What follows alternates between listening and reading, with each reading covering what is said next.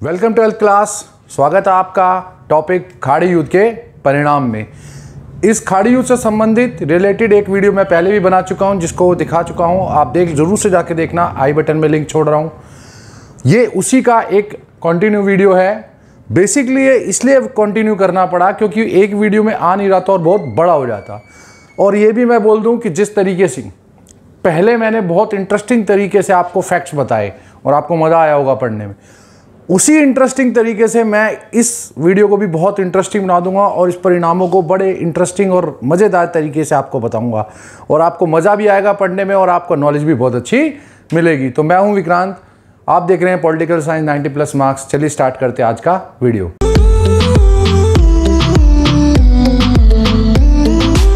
तो 12th class, इससे पहले मैं परिणाम के पहले पॉइंट पर आऊं तो सबसे इंपॉर्टेंट बात जो आपको वो याद रखनी है वो है खाड़ी युद्ध के समय अमेरिका के राष्ट्रपति जो नेतृत्व कर रहे थे, आप यूं कह सकते हो कि इस युद्ध का ही नेतृत्व कर रहे थे क्योंकि अमेरिका को ही कमांडर बनाया गया था।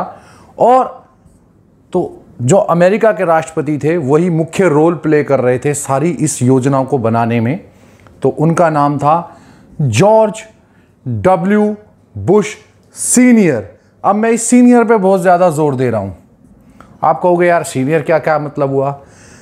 ये अमेरिका के राष्ट्रपति थे सीनियर प्रथम खाड़ी युद्ध के वक्त, जो फर्स्ट गल्फ वार होती है, प्रथम खाड़ी युद्ध होता है, उसमें थे। इनके पुत्र जॉर्ज डब्ल्यू बुश जूनियर, ये भी अमेरिका के राष्ट्रपति रह चुके हैं 2000 से 2008 तक। इसीलिए ये सीनियर जूनियर का अंतर है। और प्रथम खाड़ी युद्ध होता है जॉर्ज डब्ल्यू बुश सीनियर के अगर नेतृत्व या राष्ट्रपति काल में। तो दूसरा खाड़ी युद्ध, जिसका अब आपके सिलेबस में नहीं है, लेकिन दूसरा खाड़ी युद्ध होता है जूनियर के काल में। इसीलिए मैंने सीनियर पे बड़ा जोर दिया है, तो इसे बड़े ध्यान से रखना याद। प्रथम खाड़ी युद्ध फर्स्ट गल्फ वॉर के वक्त George W Bush senior America के राष्ट्रपति थे या नेतृत्व कर रहे थे। अब हम बढ़ते हैं खाड़ी युद्ध के परिणामों की तरफ। तो 12th क्लास, खाड़ी युद्ध के परिणाम में पहला पॉइंट है विश्व राजनीति में अमेरिकी वर्चस्व की स्थापना। जो 1945 के बाद शीत युद्ध प्रारंभ हुआ था, शुरू हुआ था, और जो 1991 तक चला, उसमें अमेरिका कभी इतना शक्तिशाली नहीं हुआ कि वो सोवियत संघ के खिलाफ जाकर कुछ कर पाए। ये एक बहुत बड़ा कारण था कि अमेरिकी वर्चस्व, अमेरिका शक्तिशाली होते हुए भी इतनी बड़ी शक्ति के द्वारा स्थापना नहीं हुई थी कि वो बहुत ज़्यादा शक्तिशाली बन गया हो। लेकिन इस खाड़ी युद्ध के बाद सारा खेल ही बदल गया।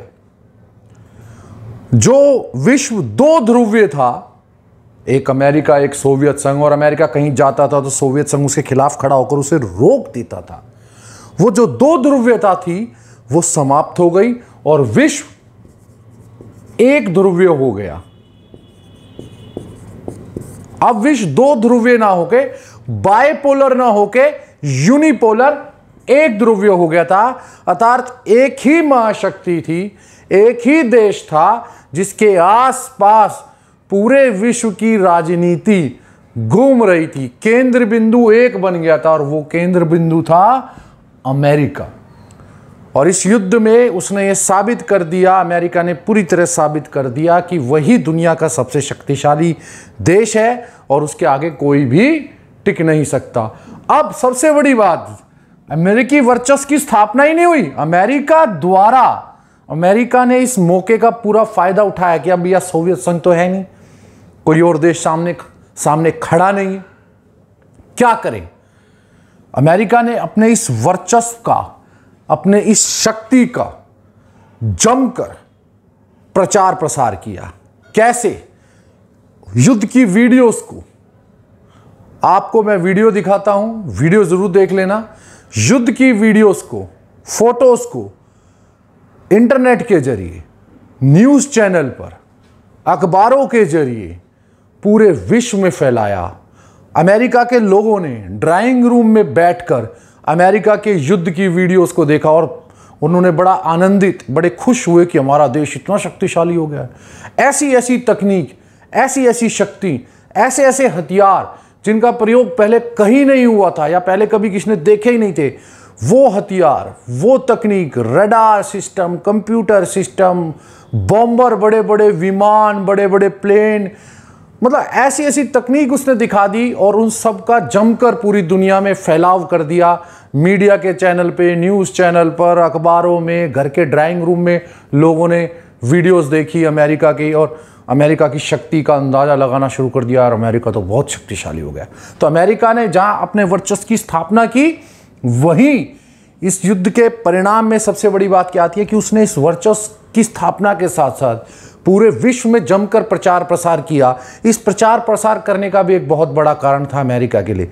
वो पूरे विश्व को दिखाना चाहता था कि भाई देख लो, ये हमारी शक्ति है।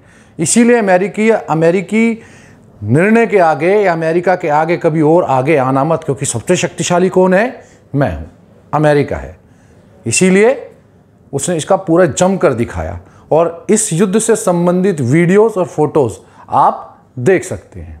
तो 12th क्लास खाड़ी युद्ध के परिणाम में दूसरा पॉइंट आता है, अरब देशों की एकता का भ्रम टूट गया। देखो, जो अरब देश थे ना तेल उत्पादन वाले, इन्होंने पूरे विश्व में एक अपनी यूनियन, एक अपना संगठन बनाकर खड़ा कर दिया था कि हम सारे देश एक हैं और यही लोग तेल के ऊपर सारी भाव तोल करते थे, मांग पूर्ति के नियम तय करते थे और ये दिखाते थे कि भैया हम देशों में बहुत एकता है। अगर कोई बाहर की शक्ति, बाहर का देश हम अरब देशों में हस्तक्षेप करेगा तो हम मिलकर जवाब देंगे। लेकिन इस एक युद्ध के बाद ये एकता का भ्रम भी टूट गया। इराक के साथ 20 में से केवल 12 अरब देशों ने अपनी सैनिक टुकड़ियां भेजी या सैनिक सहायता भेजी। केवल 20 में से 12 देश, 8 तो बिल्कुल अलग हो गए, बल्कि इराक के खिलाफ भी एक आधा देश चला गया। जैसे कुवैत वगैरह छोटे देश थे, उन्होंने पैसे वालों ने पैसे भी देने शुरू कर दिए अमेरिका को मदद के लिए।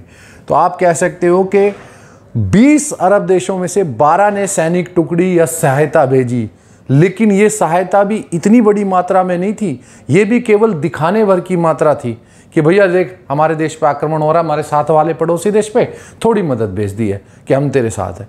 लेकिन इतनी बड़ी मात्रा में वे युद्ध में शामिल नहीं हुए कि इराक के साथ सारे 12 देश एक साथ अमेरिका के खिलाफ या आई हुई सेना से लड़े हों, ऐसा नहीं हुआ था। तो इस युद्ध से जो अरब देशों की एकता का पूरा एक भ्रम फैला हुआ था कि भाई ये अरब देश तो एक हैं और किसी भी परिस्थिति में इनकी एकता को कोई नहीं तोड़ सकता, सारे मित्र राष्ट्र बन चुके हैं, ऐसा बिल्कुल भ्रम था ये। और ये बिल्कुल भ्रम टूट गया और 20 में से केवल 12 ही देशों ने सहायता भेजी। तो 12th क्लास खाड़ी युद्ध के परिणाम में तीसरा पॉइंट, इराक को इस युद्ध का जिम्मेदार ठहराया गया। हालांकि इराक युद्ध हार चुका था, लेकिन इराक का अपना एक रीजन था कि भाई कुवैत ने ज्यादा तेल का उत्पादन किया ओपेक नियमों के खिलाफ जाकर। दूसरी तरफ इराक को आक्रमणकारी राष्ट्र यूएनओ ने घोषित कर रखा था। तो दोनों के पास अपना लॉजिक था, लेकिन जो युद्ध हार जाता है शर्तें उसी को माननी पड़ती है।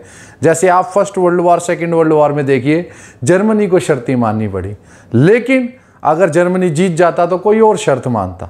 तो इस युद्ध में जब इराक युद्ध हार गया तो उसको इसका जिम्मेदार ठहराया गया, अर्थात इस युद्ध की सारी गलती इराक की है, ये बात कह दी गई। दूसरी बात, जो प्रतिबंध, क्योंकि भैया इराक की वजह से ही पूरे विश्व को नुकसान हुआ था, तो जो प्रतिबंध इराक पर 1991 में लगे थे, ऐसा नहीं है वो हटा लिए गए, वो भी वर्षों तक चलते रहे। काफी वर्षों तक, लगातार 8-10 सालों तक चलते रहे, वो हटाए नहीं गए। अर्थात इराक पर जो प्रतिबंध लगे थे आर्थिक और राजनीतिक, जो यूएनओ ने, अमेरिका ने लगाए थे, उनको इस युद्ध के बाद जिम्मेदार ठहराते हुए हटाया नहीं गया, उस पर वो प्रतिबंध लगा कर रखे गए ताकि भविष्य में इराक कभी और शक्तिशाली होकर दोबारा कोई समस्या ना खड़ी कर दे। और अमेरिका ने इस चीज़ का पूरा ख्याल रखा कि उसकी अर्थव्यवस्था, इकोनॉमी को बिल्कुल अकेला कर दो ताकि वो कभी इतनी शक्तिशाली होकर उभर ना सके। तो इराक को न केवल जिम्मेदार ठहराया गया, जो 1991 में प्रतिबंध लगाए गए थे आर्थिक और राजनीतिक, वो भी लगातार कई वर्षों तक चलते रहे। अब चलते हैं नेक्स्ट पॉइंट की तरफ। तो 12th क्लास नेक्स्ट पॉइंट है, इस युद्ध में इराक और कुवैत की भारी जान और माल की हानि हुई। यहां पर की लिख लियो। अब देखो, इराक और कुवैत, भले ही कुवैत पर कब्जा कर लिया था और अमेरिका छुड़ा रहा था, लेकिन इराक की सेना तो कुवैत में ही थी। और जैसे ही युद्ध छिड़ा तो इराक की सेना ने कुवैत में भयंकर कत्लेआम भी किया, वहाँ की संपत्ति को लूटने की भी कोशिश की, वहाँ के लोगों को मारा भी और वहाँ भारी क्षति हुई। और अमेरिका ने भी दूसरी तरफ इराक में घुसी होगी अगर सेना, तो छोड़ेंगे तो नहीं, वहाँ पे कत्लेआम हुए, लोगों को भी मारा गया, सैनिक भी मरे और इराक की संपत्ति को भी, जान के साथ साथ माल को भी, बड़े जो तेल के कुएं थे उनमें भी परेशानी आई होगी। और इसके साथ साथ वहाँ की जो बिल्डिंगें, सड़कें थी, वो भी, बाजार थे, वो भी नष्ट हो गए होंगे। तो इस युद्ध में इराक और कुवैत दोनों ही देशों की, एक देश की नहीं, भारी मात्रा में जान और माल की हानि हुई। जानें भी गई, निर्दोष नागरिकों की भी गई, सैनिकों की भी गई, सैनिकों के घर वाले परेशान रहे होंगे। इसके अलावा जो संपत्तियां थी, जो पूंजियां थी, वो भी कई नष्ट हो गई, चाहे वो बिल्डिंगें हो, सड़कें हो, हॉस्पिटल हो, स्कूल हो। इस दौरान बहुत ज़्यादा संपत्ति का भी नुकसान हुआ। तो इस युद्ध ने, हालांकि अमेरिका तो देखो कितनी दूर बैठा है, अमेरिका की ये सबसे बड़ी चाल है, वो दूर होने का फ़ायदा उठाता है और दूर से युद्ध लड़ता है ताकि उसको कुछ ना हो। लेकिन इस युद्ध ने अरब देशों के इन दो देशों, अगर कुवैत अमेरिका के उकसाने पे ज़्यादा तेल का उत्पादन नहीं करता तो वो भी तो अपने देश के नागरिकों की जान बचा सकता था, अपनी संपत्ति का नुकसान होने से बचा सकता था। उसे क्या ज़रूरत थी? लेकिन क्योंकि ये घटनाक्रम इतनी जल्दी हुआ कि कुवैत को खुद समझ में नहीं आया था कि भैया उसके साथ इतना बुरा होगा, लेकिन कुवैत में ऐसा हुआ। इराक की सेना ने वहाँ भयंकर तबाही मचाई, कितने ही निर्दोष नागरिकों को मार डाला, सिपाहियों को, उनके बीवी बच्चों को मार डाला। ऐसा संपत्ति का नुकसान अलग हुआ। ऐसे ही इराक में भी हुआ, जब अमेरिका ने हस्तक्षेप करके या यूएनओ के झंडे तले युद्ध हुआ। इराक थोड़ा सब्र कर लेता, क्या जाने दे, कोई नहीं कर दिया तो अपने तेल के उत्पादन, थोड़ा बहुत अंतर तो आया होगा, लेकिन उसने भी एकदम शक्ति दिखाई और एकदम अटैक किया। सोच लेता कि भाई सोवियत संघ तो नहीं है, बचाएगा कौन। तो ऐसी चीज़ें अगर थोड़ा बहुत भी संयम के साथ, अपनी विवेक के साथ कोई एक देश निर्णय ले लेता तो शायद ये इतनी भारी मात्रा में जान और माल की हानि नहीं होती और हम इस नुकसान से, या इराक और कुवैत के लोग अपने आप को इस नुकसान से बचा सकते थे। तो इस युद्ध में कुवैत और इराक की भारी जान और माल की हानि हुई। अब चलते हैं नेक्स्ट पॉइंट की तरफ। तो 12th क्लास, इससे पहले कि मैं नेक्स्ट पॉइंट को स्टार्ट करूं या इसके बारे में आपको बताऊं, आप पहले एक छोटा सा ये वीडियो क्लिप देखिए।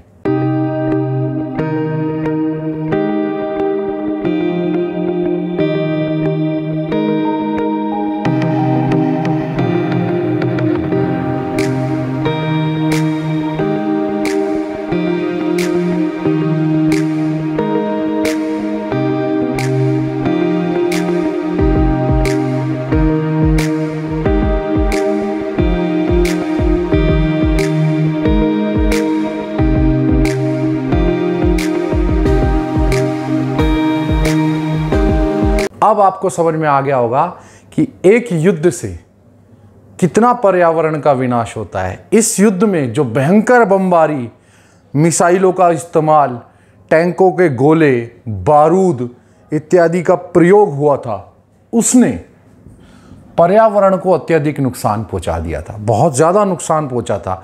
और तो और इराक ने, इस वीडियो में आपने ध्यान दिया होगा, एक चीज़ बहुत समझने की है। इस युद्ध में इराक को जब ये लगा कि वो हार चुका है, इराक को लगा कि उसकी हार निश्चित हो गई है, अर्थात इराक को लगा कि भैया युद्ध तो मैं हार चुका हूं और कुवैत से मुझे वापस भी जाना पड़ेगा, कुवैत से इराक को वापस जाना होगा।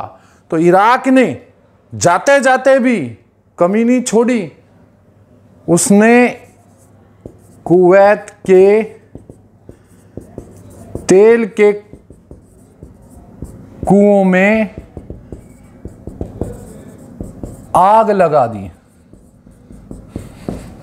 जी हाँ, इराक ने जब ये देखा कि भैया मैं तो युद्ध हार चुका हूं और मुझे कुवैत से अपनी सेना को वापस लाना है या वापस लाना होगा, तो इराक ने जाते जाते भी कुवैत के तेल के कुओं में आग लगा दी। सोच के देखो, तेल के कुओं में आग लगा दी गई। इतनी भयंकर पैमाने पे उनमें से धुआं निकला कि आसमान धुएं से भर गया और कई दिनों तक, महीनों तक भरा रहा। अब तेल के कुओं की आग को नियंत्रण भी करे तो कैसे करे, इसके लिए कितना पानी चाहिए होगा। अमेरिका ने बड़े बड़े उसके कार्गो प्लेन, बड़े सारी दुनिया ने प्लेन में समुद्र का झाग वाला पानी इकट्ठा कर करके उसमें डाला। कई दिनों तक डालते रहे, तब जाकर वो आग बुझी और उसके बाद भी उस आग में से धुआं निकलता रहा। तो इराक ने कोई कमी नहीं छोड़ी। लेकिन इन तेल के कुओं में आग लगाने से और भयंकर बमबारी, बारूद, गोले के प्रयोग होने से पर्यावरण का कितना नुकसान हुआ होगा, ये सोचो। यूं कहते हैं धुएं के भरे बादल कई महीनों तक कुवैत और उसके आसपास के क्षेत्रों पे छाए रहे। तो ये एक बहुत बड़ा नुकसान था पर्यावरण का, जो इस युद्ध के कारण हमें या हमारी पृथ्वी को झेलना पड़ा। अब चलते हैं नेक्स्ट पॉइंट की तरफ। तो 12th क्लास खाड़ी युद्ध के परिणाम में जो नेक्स्ट आता है और लास्ट आता है, ये पॉइंट दोबारा से इसलिए बता रहा हूं कि आप लोगों को बहुत इंपॉर्टेंट है और समझ में आना चाहिए। इस युद्ध को ही कंप्यूटर युद्ध या वीडियो गेम वॉर भी बोला जाता है। असल में कंप्यूटर तकनीक का, कंप्यूटर जनित हथियारों का इस पूरे युद्ध में बहुत बड़ी मात्रा में इस्तेमाल किया गया था। Guided, radar guided missile, plane से जो बम निकलते थे वो कंप्यूटर गाइडेड होकर एक जगह गिर जाते थे। और ऐसा लगता था कि अमेरिका एक बटन से, जैसे वीडियो गेम खेली जाती है ना रिमोट बटन से, ऐसे कुछ रिमोट बटन से इराक में युद्ध लड़ रहा है।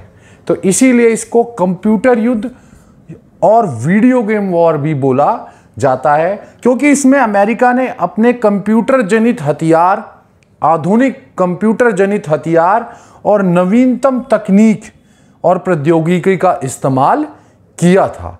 इसीलिए इस युद्ध का परिणाम यह निकला कि इस युद्ध को बाद में कंप्यूटर युद्ध और वीडियो गेम वॉर भी बोला गया। तो 12th क्लास ये थे खाड़ी युद्ध के परिणाम। उम्मीद करता हूं आपको वीडियो बहुत अच्छी लगी होगी। इनके नोट्स अच्छे से बना लेना। और अब जो अरब स्प्रिंग है, जो नया टॉपिक आया है, उस पर भी जल्दी ही वीडियो आएगी। तो बने रहिए मेरे साथ। मैं हूं विक्रांत, आप देख रहे हैं पॉलिटिकल साइंस 90+ मार्क्स।